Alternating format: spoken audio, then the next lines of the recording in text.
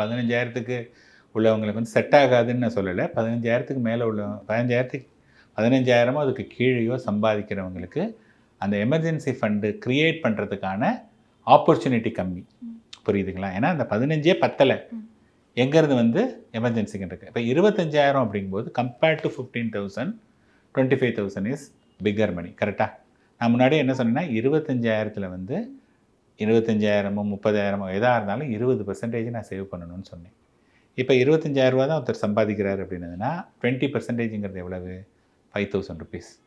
அந்த 5,000ல வந்து 20% ஓகேயா?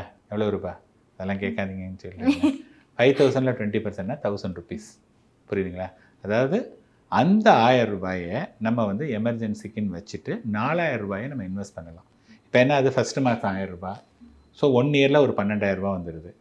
அடுத்த ஒரு வருஷத்துல ஒரு இன்னொரு 12,000 அதுல ஒரு 2,000, 3,000 வந்ததுன்னா, கிட்டத்தட்ட ஒரு ₹25,000 வந்துருது.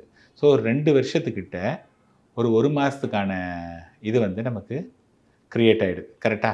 ஸோ இந்த மாரி தான் வந்து நீங்க வந்து கிரியேட் பண்ண முடியும். ஸோ சிம்பிள் ரூல் வந்து என்னன்னா, 25,000க்கு மேல சம்பாதிக்கிறீங்கன்னா, அதுல 20% 25,000னா 5,000 அதுல நீங்க வந்து ₹1,000 மட்டும் எடுத்து வச்சுட்டு, பாக்கி ₹4,000 இன்வெஸ்ட் பண்ணுங்க. ₹1,000 வந்து எமர்ஜென்சியா வச்சுங்க. இதே இது நான் ₹50,000 சம்பாதிக்கிறேன் அப்படின்னதுன்னா, ₹10,000 வந்து உங்களுடைய இன்வெஸ்ட்மென்ட். அதுல 20% ₹2,000 மாசம் மாசம் நீங்க எமர்ஜென்சிக்குன்னு எடுத்து வச்சுட்டு வந்தீங்கன்னா, ஓரளவுக்கு நீங்க எமர்ஜென்சி கார்பஸ் கிரியேட் பண்ணலாம்.